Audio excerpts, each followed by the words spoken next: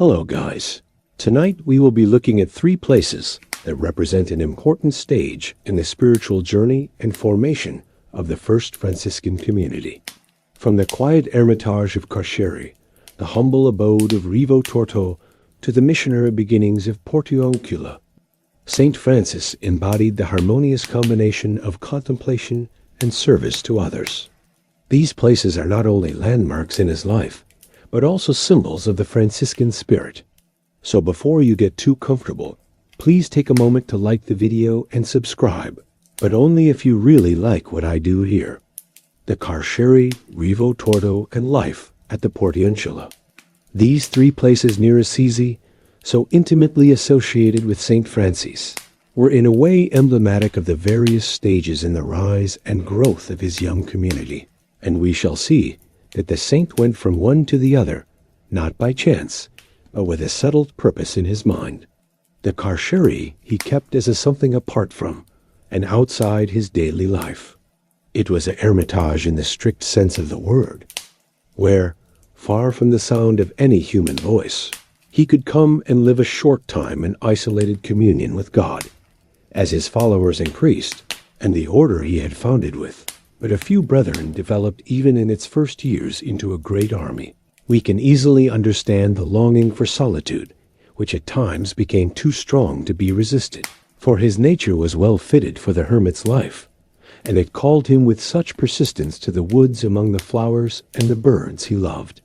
It is possible that the whole course of events might have been altered. Giotto would not have been called to Assisi, or if he had been, the legends told to him by the friars might not have inspired him to paint such 82 masterpieces as he has left us in the Franciscan Basilica. And we should now be the poorer because St. Francis had chosen 700 years ago to live in an Etruscan tomb at Ort, or in a grotto on Mount Subasio. So much depended not only upon what St. Francis achieved, but on the way in which he chose to work. Who therefore can tell how much we owe to the little mountain retreat of the Carceri, where, spending such hours of wondrous peace, surrounded by all that he most cherished in nature, the saint could refresh himself and gain new strength for long periods of arduous labor among men. The Carceri came into the possession of St. Francis through the generosity of the Benedictines, who, until his advent, had held unlimited sway in Umbria. Many churches, and we may say, almost all the hermitages of the surrounding country belonged to them. But their principal stronghold, built in the 11th century, stood on the higher slopes of Mount Subasio, while the Carceri, lying a little to the west, was used by them probably as a place of retreat when wearied of 83 monastic life. Both monastery and hermitage seem to have been quiet enough, and we only occasionally hear of the Benedictine monks starting off on a visit to some hermit of renowned sanctity, or going upon some errand of mercy among the peasants in the valley, whom they often surprised by marvelous, though somewhat aimless miracles wrought for their edification. Then early in the 14th century, these hermit monks of Mount Subasio suddenly found themselves in the midst of the fighting of a medieval populace, for the Assisians, not slow to discover the great military importance of the Benedictine abbey, wished to possess it. When the struggle between Guelph and Ghibellin was at its height, the monks were driven to take refuge in the town, while their home was taken possession of by the exiled party, who used it as a fortress, whence they could sally forth and harass the eastern approach to Assisi. Perpetual skirmishes took place beneath its walls until the roving adventurer Broglia di Trino, who had made himself master of the town in 1399, in a solemn council held at the Rocca Maggiore, issued an edict that the monastery of St. Benedict was to be razed to the ground, determining thus to deprive the turbulent nobles and their party of so sure refuge in times of civil war. The solid walls and fine Byzantine columns of what once was the most celebrated abbey in Umbria now remain much as in the medieval days of their wreckage, and until a few years ago, when some repairs were made, the church was open for the mountain birds to nest in, and wild animals used it as their lair. But both church and monastery stood proudly upon the mountain height above the plain when St. Francis. Then the young mendicant looked upon by many as a madman would knock at the gates, and the abbot, followed by his monks, came out to listen to the humble requests he so often had to make. These prosperous religious most generously patronized St. Francis in the time of his obscurity, giving him the chapel of the Portioncula. And later, in 1215, they allowed him to take possession of the still humbler chapel and huts of the Carceri. Even to call such shelters huts is giving them too grand a name, for they were but caverns excavated in the rock, scattered here and there in a deep mountain gorge. They can still be seen, unchanged since the days of St. Francis save, for the trusses of ivy growing thick like a curtain across the entrance. For now there are none to pass in and out to pray there. Even the attempt to describe the loneliness and discomfort of this hermitage seems to strike terror into the hearts of later Franciscan writers, who, no longer caring to live in caves, only saw Dantesque visions when they thought of these arid, sunburnt rocks, rushing torrents and wild wastes of mountains which even shepherds never reached. But luckily in those days there was one Umbrian who loved such isolated spots, and the charm of that silence, born of the very soul of Francis, and guarded jealously by nature herself during long centuries in memory of him, now tempts us up the mountainside upon a pilgrimage to the one place where his spirit still lives in all its primitive vigor and purity. The road leading to the Carceri from the Porta Cappuccini passes first through rich cornfields and olive groves, but as it skirts round Mount Subasio towards the ravine, it becomes a mere mountain tract. Only here and there, where peasants have patiently scraped away the stones, grows a little struggling corn, while small hill flowers nestle between the rocks unshaded even by olive trees. The color of a stray Judas tree, or a lilac bush in bloom, only makes the landscape seem more barren and forlorn. Looking upon the road to Spello, winding down the hill through luxuriant fields of Indian corn and olive groves, with the oak trees spreading their still fresher green over the vineyards of the plain, we feel that this pathway to the Carceri is something novel, and unlike anything at Assisi which we have hitherto explored. Just as we are marveling at its loveliness, a sudden turn brings Assisi once more in view, and the sight we get of it from here carries us straight back to the days of St. Francis. For the great basilica and convent are hidden by the brow of the hill, and what we now see is exactly what he looked upon so often as he hastened from Assisi to his hermitage, or left it when he was ready to take up the burden of men's lives once more. The old walls, looking now much as they did after a stormy battle with Perugia, stretch round the same rose-tinted town, which, strangely enough, time has altered, but slightly it is only a little more toned in color. The Subasian stone streaked here and there with deeper shades of yellow and pink, while the castle is more ruined, rearing itself less proudly from its green hilltop than in earlier days of splendor. But charming as the view of the town is, we quickly leave it to watch the changes of light and color in the valley, and on the wide-bedded Tessio, as it twists and turns in countless sharp zigzags, till we lose it where it joins the Tiber there where the mist rises. We might travel far and not find so fascinating a river as the Tessio. Only a trickle of water, it is true, but sparkling in the sunshine, like a long flash of lightning which has fallen to earth and can find no escape from a tangle of fields and vineyards. Then our road turns away again from the glowing valley shimmering in the haze of a late May afternoon, and mounting ever higher, we plunge into the very heart of the Assisian mountain, uncultivated, wild, colorless, and yet how strangely beautiful. Another half-mile brings us round the mountainside to a narrow gorge, and the only thing in sight except the ilex trees is an arched doorway with a glimpse, caught through the half-open gate of a tiny courtyard. A step further on, and we find ourselves standing amidst a cluster of cells and chapels, seeming as if they hung from the bare rocks, with nothing to prevent them falling straight into the depths of the ravine. and the silence around is stranger far than the mountain solitude.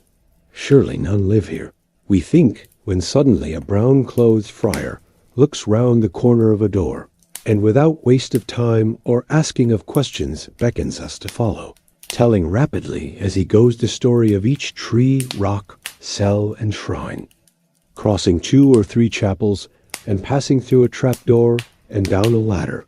We reach a narrow cave-like cell where St. Francis used to sleep during those rare moments when he was not engaged in prayer.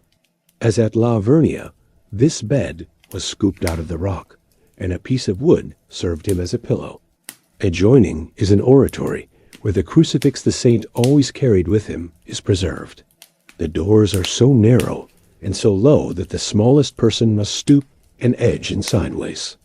From these underground caves 8-7, it is a joy to emerge once more into the sunlight, and one of the delightful surprises of the place is to step straight out of the oppressive darkness of the cells into the ilex wood, with the banks above and around us glowing with sweet-scented cyclamen, yellow orchids, and long-stemmed violets. It is not surprising that St. Francis often left his cell to wander further into these woods when the birds, as though they had waited for his coming, would gather from all sides and intercept him just as he reached the bridge close to the hermitage. While they perched upon an ilex tree, which is still to be seen, he stood beneath and talked to them as only St. Francis knew how. His first sermon to the birds took place at Bivagna, but at the Carceri he was continually holding conversations with his little feathered brethren. This perhaps was also where he held his nocturnal duet with the nightingale, which was singing with a special sweetness just outside his cell. St. Francis called Brother Leo to come also and sing and see which would tire first. But the little Lamb of God replied that he had no voice, refusing even to try. So the saint went forth alone to the strange contest, and he and the bird sang the praises of God all through the darkest hours of the night, until, quite worn out, the saint was forced to acknowledge the victory of Brother Nightingale. Very different is the story of his encounter with the tempting devil, whom he precipitated by his prayers into the ravine below. The hole through which the unwelcome visitor departed is still shown outside the saint's cell. Devils do not play a very prominent part in the story of the first Franciscans, but this mountain solitude seems to have so excited the imaginations of later chroniclers that yet another story of a devil belongs to the Carceri and is quaintly recounted in the Fioretti. This time he appeared to Brother Rufino in the form 88 of Christ to tempt him from his life of holiness. "O Brother Rufino," said the devil, "have I not told thee that thou shouldst not believe the son of Pietro Bernardin?" And straightway Brother Rufino made answer, "Open thy mouth that I may cast into it filth." Whereat the devil, being exceeding wroth, forthwith departed with so furious a tempest and shaking of the rocks of Mount Subasio, which was hard by, that the noise of the falling rocks lasted a great while. And so furiously did they strike one against the other in rolling down, that they flashed sparks of terrific fire in all the valley. And at the terrible noise they made, St. Francis and his companions came out of the house in amazement to see what strange thing was this. And still is to be seen that exceeding great ruin of rocks. Close to the spot rendered famous by the devil's visits, a bridge crosses the gorge of a great torrent, which, threatening once to destroy the hermitage, was miraculously dried up by St. Francis, and now only fills its rocky bed when any public calamity is near. From it a good view is obtained of the hermitage, but perhaps a still better is to be had from under the avenue of trees a little beyond, on the opposite side of the deep ravine, whence the groups of hovels are seen to hang like a honeycomb against the mountainside, so tightly set together that one can hardly distinguish where the buildings begin and the rock ends. The ilex trees grow in a semicircle round this cluster of cells and caverns, and high above it all rises a peak of Mount Subasio, gray as St. Francis' habit, with a line of jagged rocks on the summit, which looks more like the remains of some Umbrian temple of almost prehistoric days than the work of nature. The sides of this mountain ravine approach so near together that only a narrow vista of the plain is obtained, blue in the summer haze, with no village or even house in sight. It would be difficult to find a place with the feeling of utter solitude so unbroken. And as we realize that these friars lived here nearly all their life, many not even going to Assisi more than once in 5 years, we said to one of them, "How lonely you must be."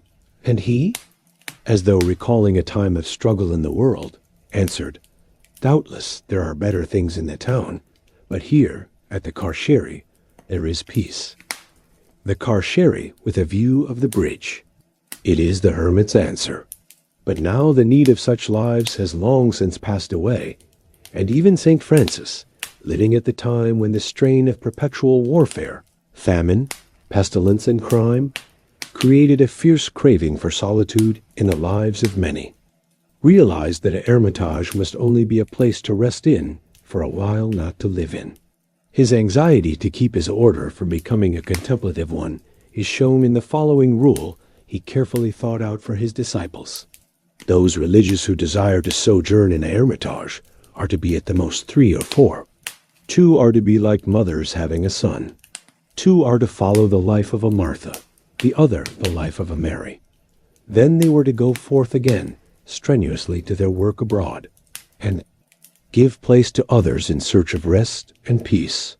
But after the death of St. Francis, the Carceri gradually lost its primitive use, and the principal person who entirely changed its character was St. Bernardin of Siena, who in 1320 made many alterations and additions, building a larger chapel, adding cells and a kitchen, but so small, remarks a discontented Franciscan chronicler, that it barely held the cooking utensils. Although we can no longer call it a hermitage, the Carceri became the type of an ideal Franciscan convent, such as Francis dreamed of for his followers when he went to live at the Portiuncula, and such it has remained to this day. For certainly the place, as left by St. Bernardine, would have been approved of by the first Franciscans as a dwelling place, but those of later years can only tell us of its discomforts. Here is a graphic description of its primeval simplicity, which very nearly corresponds to its present state. It were better called a grotto with 6 layers. One sees but the naked rock untouched by the chisel, all rough and full of holes as left by nature. Those who see it for the first time are seized with extraordinary fear on climbing the ladder leading to the dormitory, at each end of which are other poor buildings, added by the religious according as need arose for the use of the friars, who do not care to live as hermits did in the olden times. The refectory is small, and can contain but few friars. A brother guardian made an excavation of sufficient height and breadth in the rock, and added thereto a table around which can sit other 6 religious, so that those who take their places at this new table are huddled up in the arched niche which forms a baldachin above their heads. There is also a little common room which horrifies all beholders, wherein is lit a fire, for besides being far inside the rocky mass, it is gloomy beyond description by reason of the dense smoke always enclosed therein. This is a lively cause to the religious of reflection on the hideousness and obscurity of the darkness of hell. In lieu of receiving comfort from the fire, the poor friars generally come out with tears in their eyes. To somewhat atone for these discomforts, they possessed a fountain, raised, as we are told, by the prayers of St. Francis, which never ran dry, a miracle God has wished to perpetuate for the glory of his faithful servants and the continual comfort of the monks. The crucifixion in the chapel, built by St. Bernardin adjoining the choir, is said to have been painted by his orders. The artistic merits of the fresco are questionable, but connected with it is a legend possibly invented by some humorous member of the Franciscan Brotherhood, in order to point a moral to his companions. Here, says a chronicler, is adored that most marvelous crucifixion, so famous in religion. It is well known to have spoken several times to the devout Sister Diomira Bini of the Third Order of St. Francis, and a citizen of Assisi. And in our own times, in the last century, the 17th, It was seen by Brother Silvestro dello Spedalicio to detach itself from the cross, and with most gentle slaps on the face, warn a worshipper to be reverent and vigilant while praying in this his sacred oratory, in a small wooden cupboard in the chapel. According to an inventory made 200 years ago, are preserved 92 some relics, a few of which we have unfortunately not been able to identify. Part of the wooden pillow used by St. Francis, and a piece of the golden gate through which our Lord passed into Jerusalem, are still here. But the hair of the Virgin, and strangest of all, some of the earth out of which God created Adam, are no longer to be found. 10 or 12 friars continued to live at the Carceri for a few years after the death of St. Bernardin. Some begged their daily bread from the villagers in the valley. Others dug in the tiny garden at the foot of the ravine where a few vegetables grew. And 2 always remained at the convent to spin the wool for the habits of the religious. But soon wearying of the life, they went to live at other convents, and the place passed away from the Franciscans into the possession of various sects, among others to the excommunicated Fraticelli. In 1415, it was given back to the observance, and Paolo Trinci, who had done much to reform the order, persuaded some friars to live once more at the deserted hermitage. Again, the Carceri became such an ideal Franciscan convent that many came from afar to visit it, and there is a strange story of how a woman monk found a home and died here in the middle of the 15th century. Beata Anonyma, a chronicler, recounts, being already a Cistercian nun in the convent of Escurbone of Lucca at the time of the siege of that city by the Florentines, when the said nuns, for valid reasons, were transferred to the convent of Sta Cristina inside the city. Now this most fervent servant of God took this opportune time and fled by stealth, disguised as a man, and went, or rather flew, to Assisi. There, fired with an ardent desire to fight under the seraphic standard, she breathlessly climbed the steep slopes of Mount Subasio, and having found the horrible cavern of Santa Maria del Carceri, fervently entreated those good fathers to admit her amongst them, and to bestow on her their sacred habit, for which her longing was extreme. At length, having overcome all resistance, believing her to be a man as appeared from her dress, and not a woman which in reality she was, they admitted her to the convent and gave her the habit of religion. She edified all by the holiness of her life and the rigid penances she performed, but her health soon suffered, and only upon her deathbed, surrounded by the friars chanting the psalms for the dying, the blessed Anonyma confessed to the fraud she had practiced in order to dwell in the hermitage rendered so dear because of the memory of the Poverello d'Assisi. Rivo-Torto, a straight and stony road, the old Roman one, now overgrown in many parts with grass and trails of ivy and bordered by mulberry and oak trees, leads out of the Porta Moiano to 2 little chapels in the 9-4 plain. Set back from the main road in the midst of the fields, few people find them, and the peasants know nothing of their story, and can only tell of a miraculous well in which a youthful saint met his death. When his body was brought to the surface, a lily had grown from his mouth, and upon its petals was written in letters of gold the one word, Veritas, for he had died in the cause of truth. Since then, as the peasants recount with pride, many come from afar to drink of the waters of this well, for it cures every ill. It is overgrown with ferns, and close by stands an ancient sarcophagus where the children sit to eat their midday meal. A piece of old worn sculpture still ornaments the chapel of the young martyr, and the feeling of the place is very charming. But the pilgrim who comes to Assisi to visit St. Francis has a different picture to recall, with another kind of beauty belonging to it than that of holy wells and flowering banks and meadows. It is difficult, when looking on San Rufino d'Ars, with its cluster of vine-shaded peasant houses, and then on Santa Maria Maddalena, narrow-windowed, the small apse marking it as a primitive Umbrian chapel of the fields, to realize that in the Middle Ages this was a leper village separated from Assisi by a little more than a mile of open country. And yet here, without doubt, we have Rivo-Torto, where, even before his famous interview with Innocent III, St. Francis had stayed with those three first Assisian companions, Bernard di Quintavalle, Peter Cattaneo, and Egidio. Then, in the autumn of 1210, when he returned from Rome after the rule of poverty had been sanctioned by the Church, but before he was ready to begin his mission as preacher, he came to live among the lepers, forming with his disciples a little family, which we may call the beginning of a first Franciscan settlement.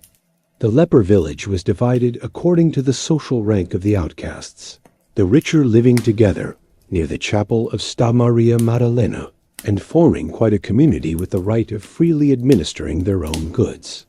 As M. Sabatier observes, it was therefore not only a hospital, but almost a little town near the city, with the same social distinctions of classes.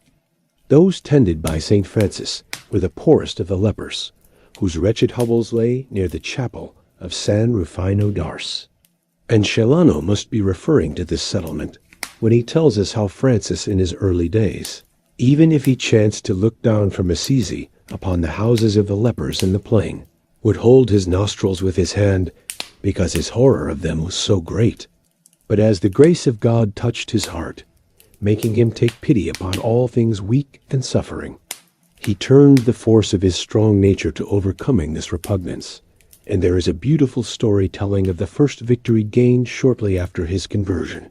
While riding one day near Assisi, he met a leper, and filled with disgust and even fear at the sight, his first impulse was to turn his horse round, but remembering his new resolutions to follow the teaching of Christ, he went forward to meet the poor man, and even kissed the hand extended to him for alms. Then, says St. Bonaventure, having mounted his horse, he looked around him over the wide and open plain, but the leper was nowhere to be seen. And Francis, being filled with wonder and gladness, devoutly gave thanks to God, purposing within himself to proceed to still greater things than this. Certainly the event heralded a life of holiness, and was the means of rousing his latent energies and the feelings for self-sacrifice which drove him from the wild and solitary places he loved into the very midst of the world, there to work strenuously in every part of Italy, at first among lepers, and then among the wealthy, the ignorant, and the sorrowful. For the life at Rivo-Torto, led by these valiant despisers of the great and good things of this world, we cannot do better than turn to the three companions, brothers Masio, Rufino, and Leo, who knew by personal experience the hardships and roughness of the place. Feelingly they describe a hovel, or rather a cavern abandoned by man, the which place was so confined that they could hardly sit down to repose themselves. Many a time they had no bread, and ate naught but turnips, which they begged for here and there in travail and in anguish. On the beams of the poor hut the man of God wrote the names of the brethren, so that whoso would repose or pray might know his place and not disturb, by reason of the cramped and limited space in the small hovel, the quietude of the night. Even the appearance of Otto IV, close to their hut, seems in no way to have disturbed the peaceful course of their lives, but only gave St. Francis the opportunity of bestowing a timely warning upon the emperor. Celano, ever delighting in the picturesque details of ceremonies and pageants, tells us how there came at that time with much noise and pomp the great emperor on his way to take the terrestrial crown of the empire. Now the most holy father with his companions, being in the said house, near the road where the cavalcade was passing, would neither go out to see it, nor permit his brethren to go, save one, whom he commanded fearlessly to announce to Otto that his glory would be short-lived. Thus, if the tale be true, a German emperor was the first to listen to Francis' message to a medieval world sunk in the love of earthly things. And who knows whether the saint's words did not come back to Otto again in after years. The penitents of Assisi only remained until the spring at Rivo-Torto, for even during those few months' sojourn among the lepers, their numbers had so increased that it became necessary to think of some sure abode. One day St. Francis called the brethren to tell them how he had thought of obtaining from one of his various kind friends in Assisi a small chapel where they could peacefully say their hours, having some poor little houses for shelter, close by built of wattle and mud. His speech was pleasing to the brethren, and so, following the master they loved and trusted, all went to dwell at the Portiuncula, where, as we shall see, a new life was to begin for them. Those who want to realize the charm of the Portiuncula and of the memories that cling about it must try to forget the great church which shuts out from it the sunlight, and with the early chroniclers as their guides, call up the image of Saint Francis with his first disciples, who in an age of unrest came here to seek for peace. Make your pilgrimage in the springtime or in the early summer, when pink hawthorn and dog roses are 98 flowering in every hedge, and the vines fill the valley with a delicate green light. Looking at cities and villages so purely Umbrian, some spread among cornfields, close to a swift clear river. Others set upon heights which nearly touch the sky on stormy days. We forget that beyond these hills and mountains encircling the big valley of Umbria stretch other lands as fair. We forget because it is a little world which during long centuries has been set apart from all else, and where man has but completed the work of nature herself. During the long hours of a summer's day, when the sense of remoteness in the still plain is most intense, it brings to us, as nothing else can ever do, some feeling of that early time when 4 hermits came from Palestine and found a quiet retreat in the oak forests of Assisi. It was in the year 352, as Saint Cyril, Patriarch of Jerusalem, relates, when a cross had been seen stretched from Calvary to the Mount of Olives and to shine more brightly than the sun, that 4 holy men, impelled by a feeling that some great crisis was at hand, determined to visit the shrines of Rome.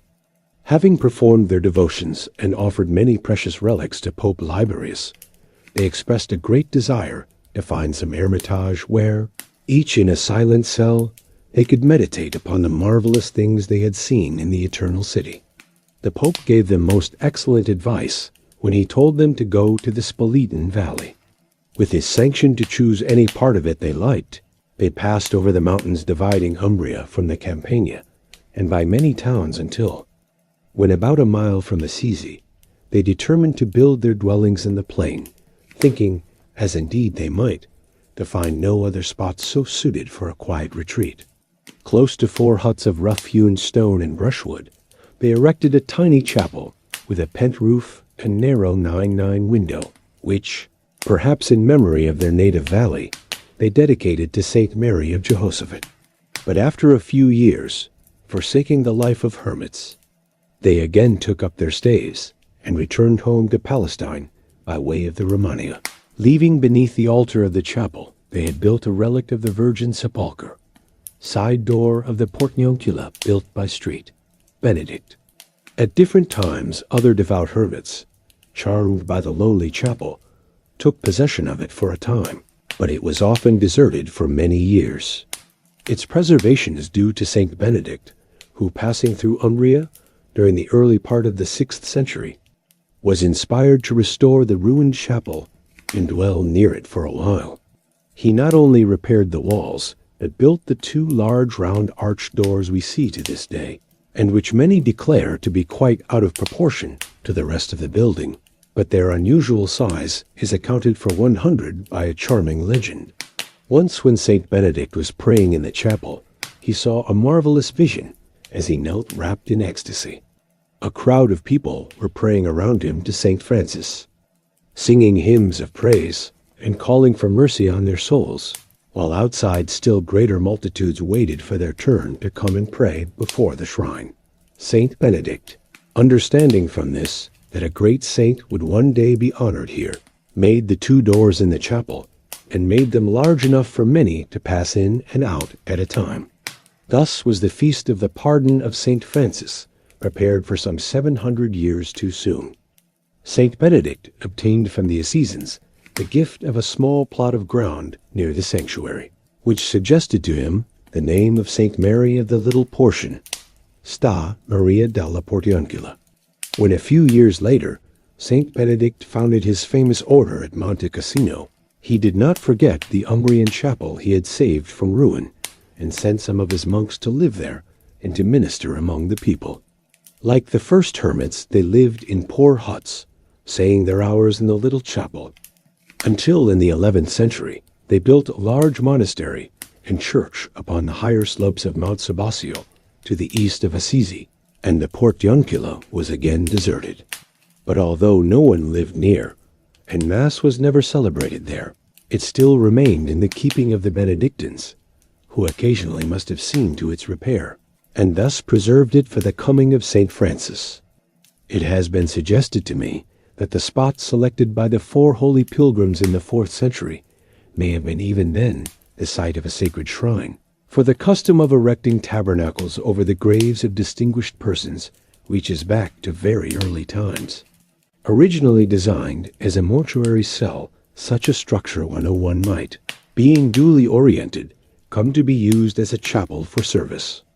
The subject of sepulchral sulk will be found treated of by the late Sir Samuel Ferguson in a memoir in which he figures some of the burial vaults and early oratories of Ireland, some of which are in shape identical with Sta Maria della Portiuncula, with the same pent roof, round arched door, and perfectly plain walls. A building thus erected over a grave was called porticulus, and any who pillaged a house made in form of a basilica over a dead person had to pay a fine. From an archaeological point of view, there is much to be desired in the published descriptions of the Portiuncula. A great part of its exterior walls is now covered with frescoes, which hide all detail, but perhaps a minute examination of the interior walls might reveal portions of the foundations built upon by Saint Benedict, and we sincerely hope that these few words may attract attention to so interesting a subject. But even if the shrine said to have been built by the hermits from Palestine for Our Lady's girdle turns out to have been an ancient tomb, the later legends are by no means destroyed. It is not unlikely that Saint Benedict, attracted as much by lonely places as Saint Francis, took possession of the Umbrian tomb, and perhaps little thinking what it was, rebuilt and used it as a chapel. Whatever may be the true story, it is very certain that the Portiuncula, from earliest times, has possessed a strange attraction for all who passed by, each one thinking a tiny chapel situated so charmingly in the woods, within sight, though not within sound, of the Umbrian towns, to be a perfect spot for prayer. The country people treasure the legend that Madonna Pica often came to pray at the Portiuncula, and through the intercession of the Blessed Virgin, obtained a son after 7 years of waiting, and this son of prayer and patience was Saint Francis of Assisi. Half ruined and neglected as the chapel was, Francis learned, even as quite a child, to love it, and kneeling therein by his mother's side, would pray with all the fervor of his childish faith. Later in life, when he had turned from the mad follies of his youth to follow in the footsteps of Christ, he remembered the shrine he had loved in childhood, and would pass many nights there in prayer and bitter meditation upon the Passion. At last, touched by the sight of its crumbling walls, he set himself the task of repairing them, working so busily with stones and mortar that the chapel soon regained its former simple beauty. The Benedictines of Mount Subasio, touched by his ungrudging labor and piety, arranged with an Assisian priest to celebrate Mass at the Portiuncula from time to time, and this fact drew the young saint there still oftener. Then followed his time of ministry among the lepers of San Rufino d'Ars, when day by day so many disciples came to enlist in this new army of working beggars that the little hut in the leper village could no longer hold them, and Francis had to think of some means of housing the brethren, and obtaining what he had often desired, a chapel wherein they could say the hours. The saint, we may be sure, always said his office in the woods, but evidently he had no particular place in his mind, not even his beloved Portiuncula, for he went first to his friend Guido, Bishop of Assisi, and then to the canons of San Rufino to ask if they could help him. They only answered that they had no church to dispose of, and could offer no advice upon the subject. Then sorrowfully, like a man begging from door to door. St. Francis climbed Mount Subasio to lay his request in piteous terms before the Benedictine abbot, where he met with more success. Brother Leo tells us that the abbot was moved to pity, and after taking counsel with his monks, being inspired by divine grace and will, granted unto the Blessed Francis and his brethren the Church of St. Mary of the Little Portion, as being the smallest and poorest church they possessed. And the abbot said to the Blessed Francis, Behold, brother, we grant what thou desirest. But should the Lord multiply thy brotherhood, we will that this place shall be the mother house of thy order. With a willing heart, Francis promised what the abbot asked, and further insisted upon paying rent for the portiuncula, because he wished his followers always to bear in mind the point of his rule, which he so often dwelt upon, namely, that they owned no property whatever, but were only in this world as pilgrims. So every year 2 of his brethren brought to the gate of the Benedictine monastery a basket full of roach caught in the Chiaggio, which flows at no great distance from the portiuncula, and the abbot, smiling at the simplicity of Francis, who had imagined yet another device for humility, gave back a vessel full of oil in exchange for the gift of fish. With great rejoicing St. Francis set to work building cells of a most simple pattern, with walls of wattle and dab, and thatched with straw, each brother inscribing his name upon a portion of the mud floor set apart for him to rest in. And no sooner had they come to live here, writes Brother Leo, than the Lord multiplied their number day by day. And the sweet scent of their good name spread marvelously abroad throughout all the Spoletan Valley, and in many parts of the world. It was thus that St. Mary of the Little Portion, henceforth to be the nucleus of the Franciscan Order, and a place familiar to pilgrims from far and near, for many succeeding centuries, came into the keeping of St. Francis in the year 1211, about 9 months after Innocent III had sanctioned his work among the people of Italy. St. Francis and the brethren had been but a year in their new abode when a figure passed in among them for a moment and then was gone, leaving, as a vision to haunt them to their dying day, the memory of her beauty and soul's purity. Never in the history of any saint has there been so touching and wondrous a scene as when the young Clare left her father's palace in Assisi to take the vows of perpetual and voluntary poverty at the altar of the portiuncula, followed by 2 trembling women.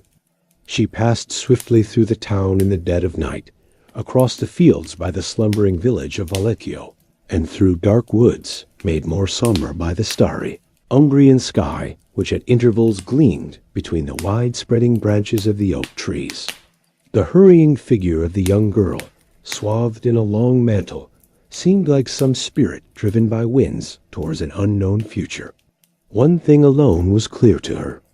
She was nearing the abode of Francis Bernardon, whose preaching at San Giorgio only a month before had so thrilled her, inspiring her in this strange way to seek the life he had described in such fiery words.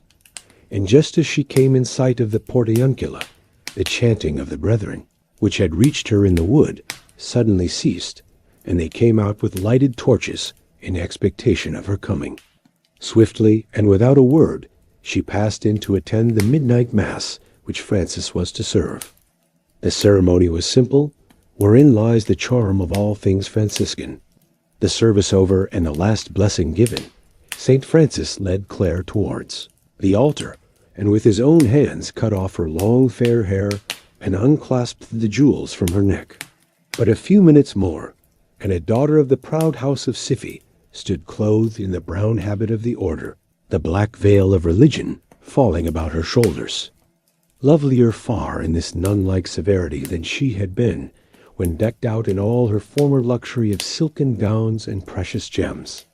It was arranged that Clare was to go afterwards to the Benedictine nuns of San Paolo, near Bastia, about an hour's walk further on in the plain. So when the final vows had been taken, St. Francis took her by the hand, and they passed out of the chapel together just as dawn was breaking, while the brethren returned to their cells, gazing half sadly as they passed at the coils of golden hair and the little heap of jewels which still lay upon the altar cloth. Those early days at the Portiuncula were among the most important of Francis' life. Dreams which had come to him while he spent long hours in the caves and woods near Assisi were to be fully realized, and the work he felt inspired to perform was to be carried out in the busy villages and cities of Italy, and even further afield. All this was now very clear to Francis, and more than ever anxious to keep the simplicity of his order untouched, he taught his followers, in words which fell so gently, yet so earnestly from his lips, that they were to toil without ceasing, and restlessly and without pause to wander from castle to castle, from city to city, in search of those who needed help.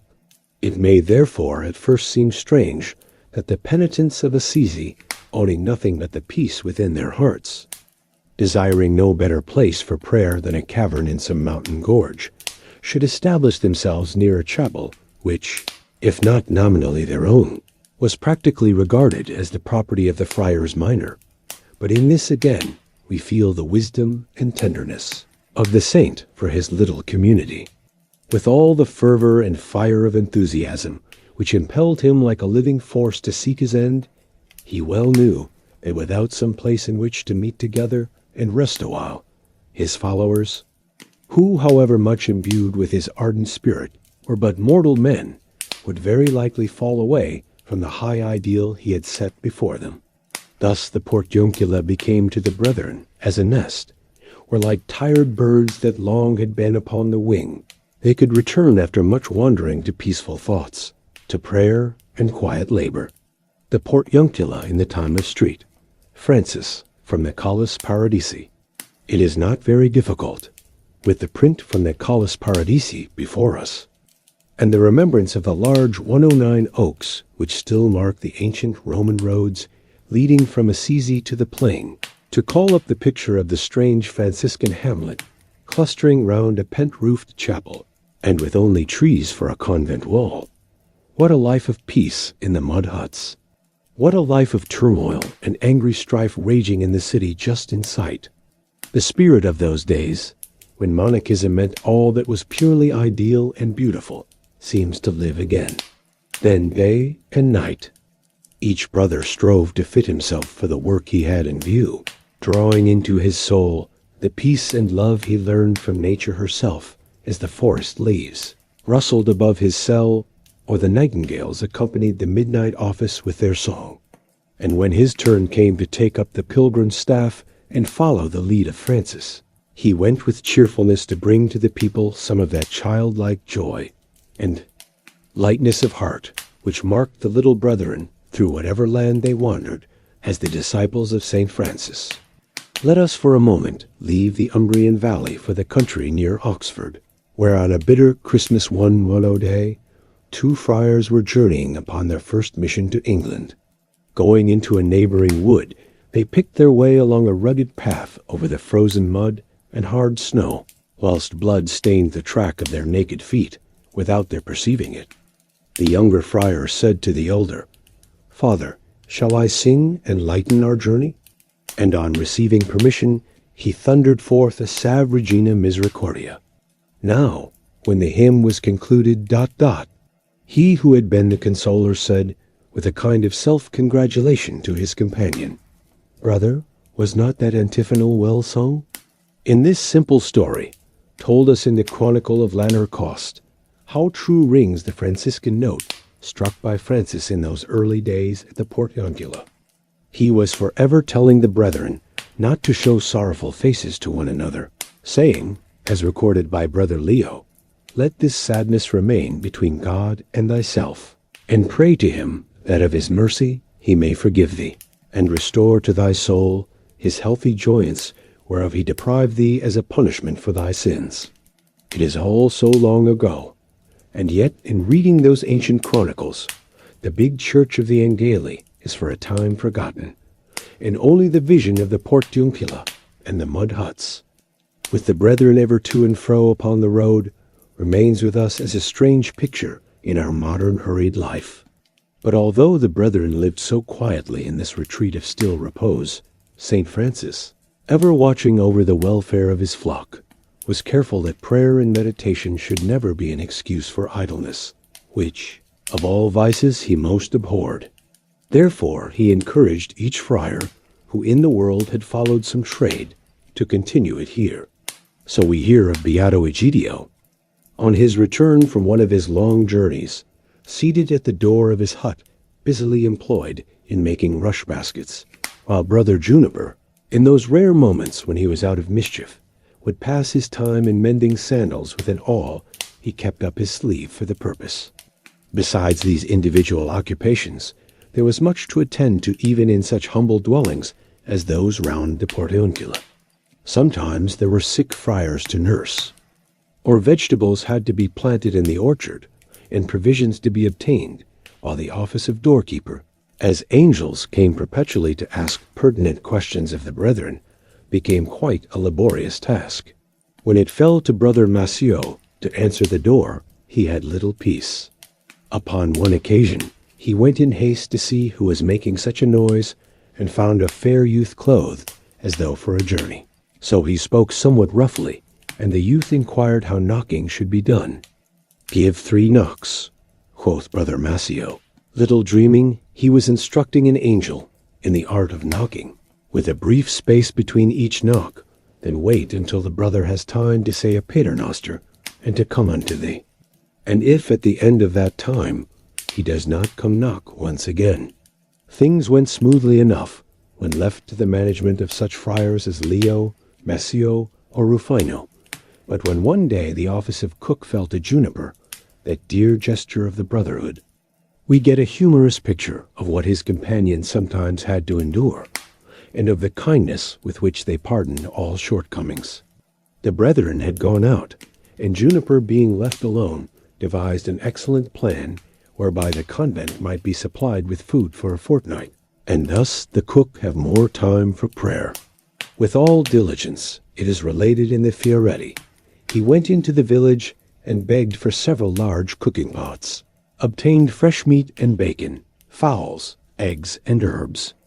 Also he begged a quantity of firewood, and placed all these upon the fire, to wit, the fowls with their feathers on, the eggs in their shells, and the rest in like fashion.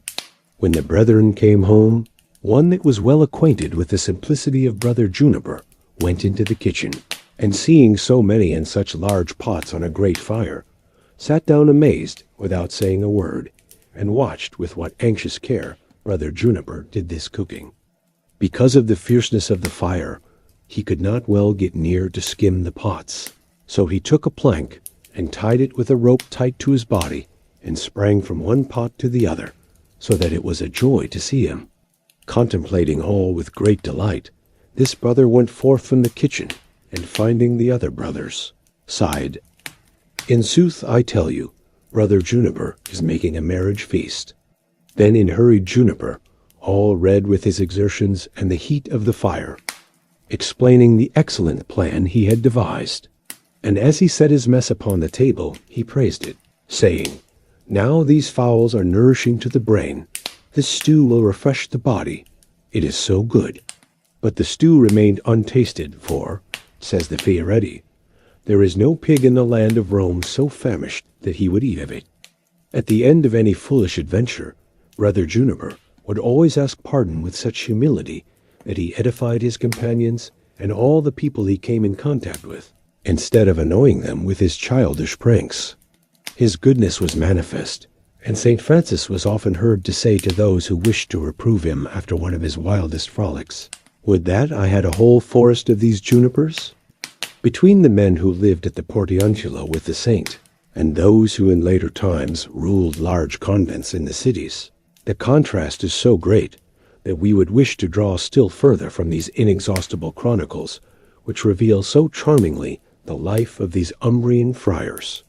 But to tell of all the events connected with the Portiuncula would mean recounting the history of the whole Franciscan brotherhood, and we must now pass over many years to that saddest year of all, when St. Francis was brought to die in the place he had so carefully tended, Assisi from the plain.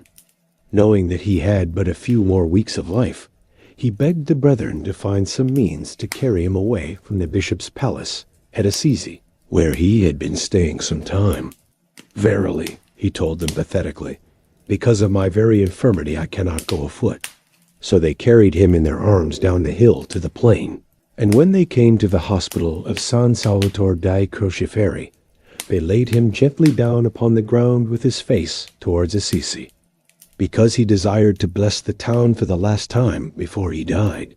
The blind saint, lifting his hand in blessing, pronounced these words dear to the hearts of the Assisians to this day: "Blessed be thou of the Lord, O city, faithful to God, because through thee many souls shall 114 be saved. The servants of the Most High shall dwell in great numbers within thy walls, and many of thy sons shall be chosen for the realms of heaven." Then they carried him to the hut nearest the Portiuncula, which was the infirmary, and here his last days were passed. Although he suffered acutely, they were days of marvelous peace and joy. It is beautiful to read how, with his usual tenderness, he thought of the brethren he was leaving to carry on the work without him, encouraging them all as they stood weeping round his bed. Like Isaac of old, the Umbrian patriarch blessed his firstborn, Bernard of Quenteval, saying, "Come, my little son, that my soul may bless thee before I die," while he enjoined upon all to love and honor Bernard, who had been the first to listen to his words now so many years ago. With all his sons near him, St. Francis dictated his will, wherein he describes the way of life they were to lead, and which, coming from him at this solemn moment, must always remain as a precious message from the saint, in many ways of more importance than the rule approved in his lifetime by Pope Honorius. When this was done, he commended once again to their special care the chapel of the Portiuncula. "I will," he said to them, "that for all times it be the mirror and good example of all religion, and as it were a lamp ever burning and resplendent before the throne of God and before the Blessed Virgin." The farewells to those of his immediate circle had been made and a letter written to St. Clare, and now he wished to bid the most noble Roman matron, Madonna Giacomo de Satisoli, one of his most devoted followers, to come and take leave of him at Assisi. The letter had only just been written when, knocking at the door, the sound of horses trampling was heard outside, and the brethren, going out to discover the cause of such unwonted noise, found that Madonna Giacomo, accompanied by her sons, 2 Roman senators, had been inspired to come and visit the dying saint. The brethren, somewhat averse to allow a woman, even one so renowned for holiness as Madonna Giacomo, to enter their sacred precincts, called to St. Francis in their doubt, "Father, what shall be done? Shall we let her enter and come unto thee?"